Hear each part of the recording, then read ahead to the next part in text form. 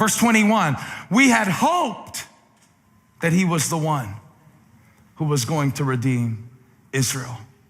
We had hoped, but now we're headed home. We had hoped that it was going to be different this time. We had hoped that he was going to break our chains. We had hoped that God was going to heal our disease. We had hoped that God was going to take the addiction away. We had hoped that if we prayed, we would get the peace that corresponded with the prayer. But it's over now. We had hoped. We went there. We expected it. We looked forward to it. But we're headed home now because he hung on the cross. And we hung our hope on the cross. And now we don't know anything else to do but to head home. And we're headed home because we don't have any hope left. And as they're headed home with no hope, hope shows up. And as they're headed home with no hope, hope shows up. And with their heads hung down, with no hope in their hearts, here comes hope. But they can't see it. They're headed home with no hope. And I don't really blame them for going home, because what else are you going to do? What else are you going to do but go home if the one who was supposed to be the king hung on a cross and wore a crown of thorns? I mean, life can hit you that hard. It can. And for those of you who aren't nodding or anything right now, what are you, 4? Really? You never had life hit you that hard? That took the breath out of you? Just knocked the breath out of you just where you felt like, I don't know what to do. So you go back to familiar ways. You give up on this whole thing and you kind of turn your back on the promise and you head back to Emmaus. Now, what they say next, this is the part I don't understand, because I understand that they're headed home, because what else are you going to do but head home? I understand they're disappointed. I understand that they're in a state of despair. I understand that they're downcast about what's happened. What I don't understand is the timing of their return trip, because, you know, when Jesus was on earth, he told everybody who would listen over and over again, especially his disciples, he said, I'm going to die, but on the third day, I'll be raised to life. They're going to destroy this temple. He was speaking about his body.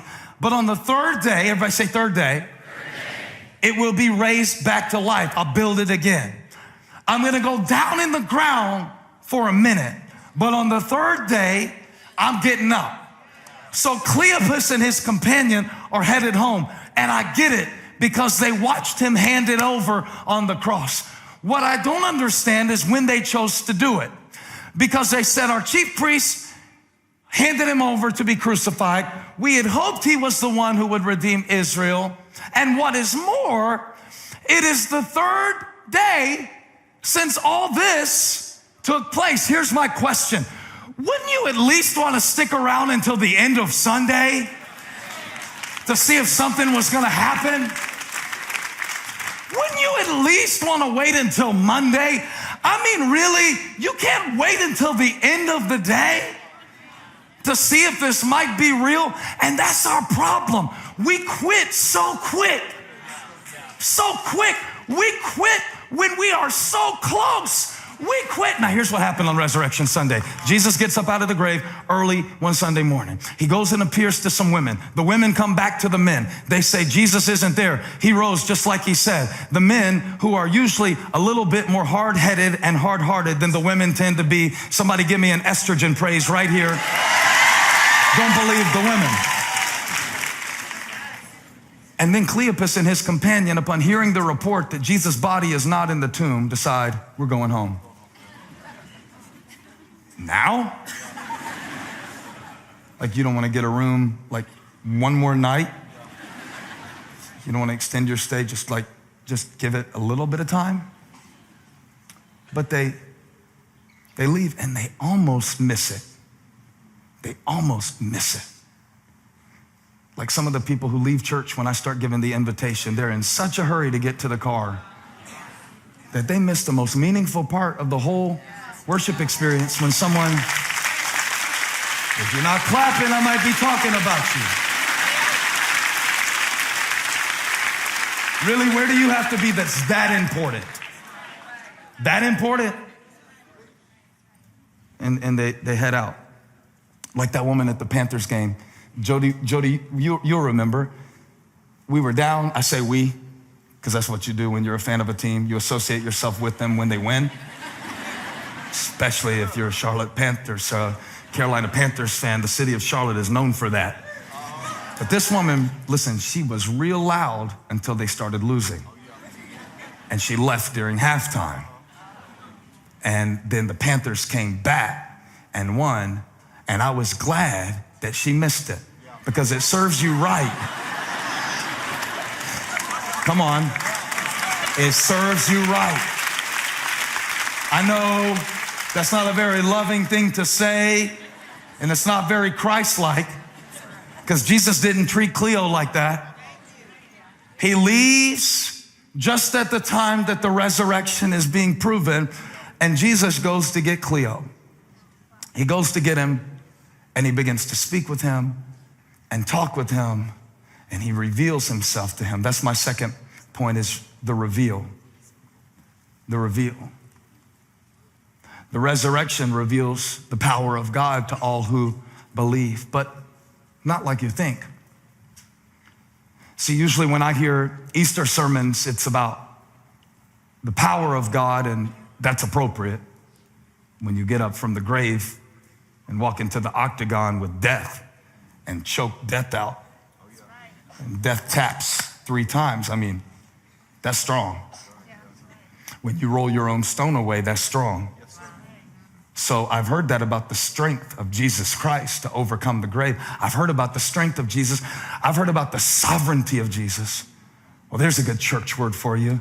The sovereignty of Jesus. He is sovereign over death and hell and the grave. And I heard about that. But you know what nobody ever told me about, and I want to tell you about it, is how sneaky Jesus was. You're looking at me strange. You're looking at me like you've never heard that Jesus, well, when he got up from the grave, I'll prove this to you that he was sneaky. When he got up from the grave, he left while it was still dark.